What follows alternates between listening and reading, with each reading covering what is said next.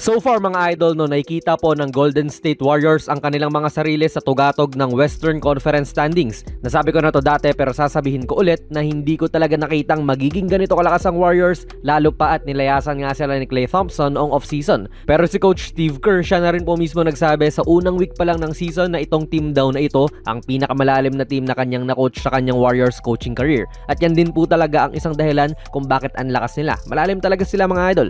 Sa mga hindi po nakakaalam, so far lang naman ang Warriors po ang number 1 din kung bench scoring ang pinag-uusapan. Mayroon silang average na 58.8 bench points per game. Napakarami niyan mga idol at milya po ang layo nila sa mga pangalawa sa kanila. Ganyan kalalim ang bench ng Dubs mga idol. 58 points po ang binibigay nila sa bawat laro at pinangungunahan niya ni na Buddy Hield pati Jonathan Kuminga. Si Hield ang league leader ngayon sa bench scoring na may 16.7 points per game. Hindi rin po nagkakalayo si Kuminga dyan. 16.2 points per game naman siya.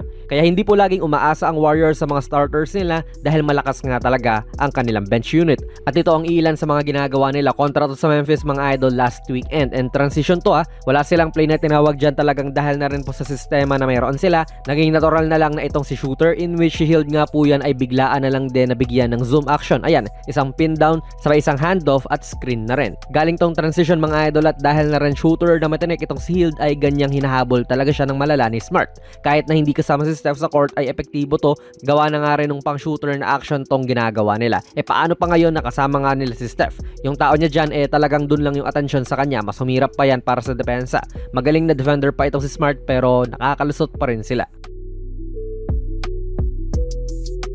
Andito si Steph mga idol hindi na siya kasama sa play ulit. Tignan natin yung mangyayari. Semi-transition to at simpleng dribble handoff lang din to kay Hield. Pero miski nga siya ay nagkakaroon din ng gravity, gawa na rin ng pagiging shooter nga niya. Parang kay Steph lang din.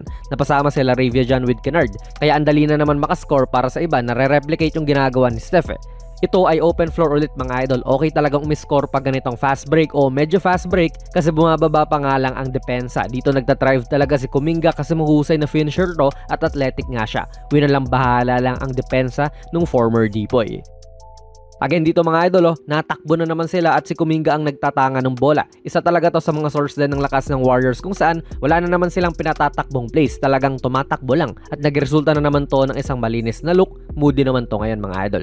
May play naman sila ngayon na pinatatakbo para kay Buddy Hield. Solid nga rin to kasi nabibigyan ng play na ito ng iba't ibang opportunities yung mga players. Magmumula si Buddy sa loob at bigla ang may backscreen siya doon sa tao ni GP2. Kaya magiging chance din po ito para makapag-cut si GP2 sa loob kung saan magaling na cutter nga rin siya. Kita natin na si Zach Edey lumabog dyan upang i-cover nga po ang cut.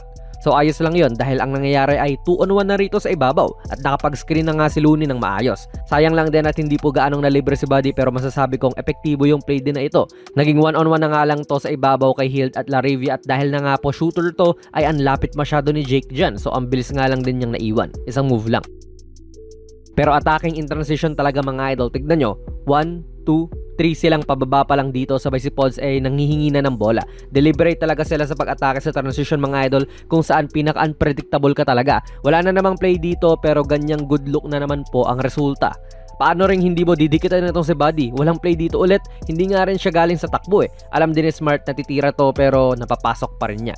Kala mo naka-game sliders Bukod syempre sa pag-atake sa fast break ay may mga specific plays din talaga sila tulad nitong sideline out of bounds play at makikita natin si Buddy na nagbibigay ulit ng back screen. Ngayon para kay Moody naman mga idol. Talagang hindi po nakita ni Aldama yan at dahil kanina pa nga rin to takbo ng takbo itong si Hield, ganyang sumama pa rin si Kennard sa kanya. Leaving Moody na cutting na.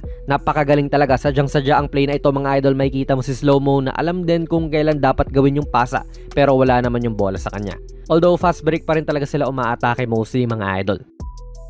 So yes mga idol ko, malakas nga ang bench talaga nitong Dubs pero ang isa rin pong dahilan kung bakit malakas as a team itong Warriors ay dahil na nga rin po sa fast break scoring nila. Hindi sila ang numero 1 rito pero pumapang-apat naman sila sa buong liga. Kung bench lang po ang pinag-uusapan, number 1 pa rin po ang Warriors sa fast break points. Kaya takbo kung takbo talaga ang Warriors para makahanap ng magandang look mga idol, although nagiging kombinasyon din po ito ng mga magaganda nilang plays at yung mga tao na nakapaloob sa mga plays nga rin po na iyon.